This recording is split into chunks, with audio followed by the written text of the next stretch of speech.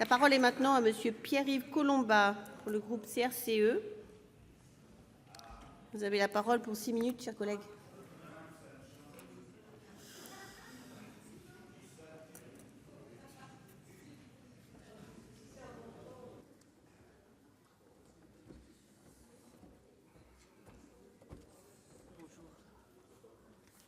Bien, Madame la Présidente, Madame la Ministre, mes chers collègues, cette proposition de loi méritoire vient après toutes les tentatives visant à rendre habitable la baraque ni faite ni à faire de la réforme territoriale, sous prétexte que ce qui est fait, et que les élus seraient las de tout changement, même bénéfique. Si la loi NOTRe, en imposant des intercommunalités minimales de 15 000 habitants, sauf dérogation, si le bouleversement des institutions régionales et départementales ont grandement aggravé la situation et contribué à la création d'intercommunalités XXL, ce ne sont que les détonateurs d'un explosif bureaucratique dont la fabrication remonte à la loi RCT du 16 décembre 2010. En rendant obligatoire, pour la première fois, la constitution d'intercommunalités déjà plus vaste que beaucoup de celles qui existaient alors, en réglant par la loi ce qui jusque-là relevait du contrat statutaire entre égaux, et ouvrant ainsi la voie à la transformation des EPCI intercommunaux en collectivités territoriales sans nom, en préférant la proportionnelle au plus fort quotient qui favorise les grandes communes à toute autre règle de répartition des sièges, la loi RCT donc lancera le mouvement. Mouvement sanctifié par le Conseil constitutionnel, s'instituant constituant, en confondant sciemment l'intercommunalité, outil des communes pour faire à plusieurs ce qu'elles ne peuvent faire seules, et collectivité territoriale. La règle de la représentation essentiellement démographique n'a ici aucun sens, puisque l'EPCI intercommunal rassemble des communes et non des populations, puisque les membres de leurs assemblées délibérantes représentent des communes ès-qualité et non la population de celles-ci.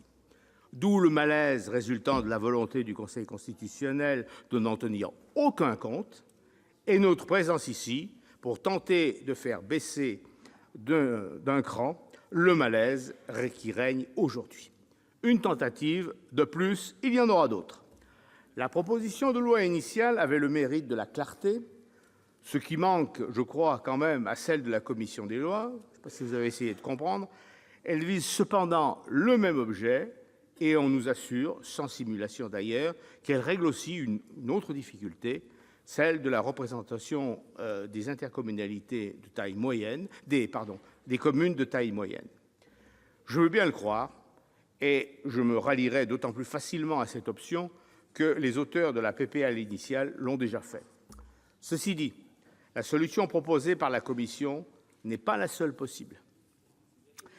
C'est ce que montre l'amendement de notre groupe, qui nous semble avoir un double mérite, affirmer à la fois l'existence des collectivités petites et moyennes à l'intérieur de la grande et celle de la clarté. Le principe, on aura l'occasion de le voir dans un petit moment, le principe en est simple.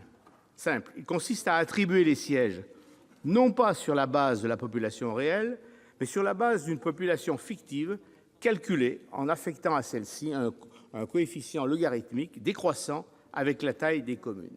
C'est exactement l'inverse de la méthode qui est utilisée, sans que personne n'y trouve à redire, le Conseil constitutionnel le premier, pour le calcul de la part forfaitaire de la DGF, où un urbain vaut 2 ruraux, et pour celui du potentiel financier intercommunal agrégé, l'immortel PFIA. On ne trouvait pas ça anormal que les urbains valent plus que les ruraux, mais on trouve anormal que, quelque part, dans l'intercommunalité, des ruraux puissent être comptés un peu plus qu'ils ne sont. Donc c'est une proposition, je l'avoue, qui est perfectible et on peut discuter sur les coefficients, mais qui me semble prometteuse, si bien sûr on n'entend pas se contenter d'un rapiessage du carcan dans lequel l'intercommunalité a été enfermée. On rêvera donc un moment. Merci.